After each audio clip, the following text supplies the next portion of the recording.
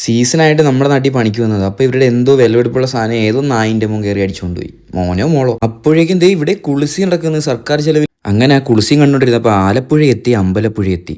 അങ്ങനെ നൈസായിട്ട് പൊയ്ക്കൊണ്ടിരുന്നപ്പോഴാണ് ഏതോ വണ്ടി കയറ്റിയിടാൻ വേണ്ടി പിടിച്ചിട്ടിരിക്കുക. ഇത് ഏതോ രണ്ടായിട്ടുള്ള ട്രെയിനാണെന്ന് തോന്നുന്നു. എല്ലായിടവും പിടിച്ചിടുക. അങ്ങനെ കായങ്ങൾ അങ്ങനെ ഒന്ന് സെറ്റ് ആവാന്നും പറഞ്ഞ് ബാത്റൂമിൽ എടുത്തുന്നപ്പോൾ രണ്ടിൽ ലോക്കാണ്. അപ്പോൾ ഇനി കണ്ണിന് കുളിർമയുള്ള കുറച്ച് കാഴ്ചകൾ. എഞ്ചിനും ഈ ബാത്റൂമായിട്ട് എന്തോ കണക്ഷൻ ഉണ്ടെന്ന് തോന്നുന്നു. പുക ഇതിലാണ്. അങ്ങനെ കൊല്ലം എത്തി. ഇത് നമ്മുടെ ഒരു പഴയ സ്പോട്ടാ. സാമിബ്രോയുടെ കടയാ. സാമിബ്രോ പടവായി ബഡി പിക്കടിക്കാൻ വരാന്ന് പറഞ്ഞിട്ട് ബഡി വന്ന് പിക്കടിച്ച് എന്നെ കൊണ്ട് ലൊക്കേഷനിൽ ഡ്രോപ്പ് ചെയ്യാന്ന് പറഞ്ഞിട്ടുണ്ടായിരുന്നു. എന്നിട്ട് ബഡി കൂടെ തന്നെ ഉണ്ടായിരുന്നു.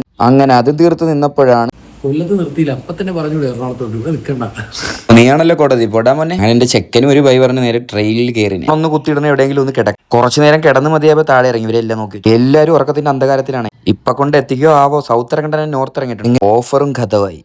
എങ്ങനെയൊക്കെ ഊബർ ബുക്ക് ചെയ്യാൻ പറ്റും. അങ്ങനെ വീട്ടിലേക്കുള്ള ഓട്ടത്തിലേ വിട്ടു. വീട് തിനിയൊന്ന് ഉറങ്ങണം. ലേറ്റ് ആയി കിടന്നിറങ്ങി എന്നെ രാവിലെ തന്നെ വന്ന് ഉണർത്തിയത് കണ്ട ഇവള്.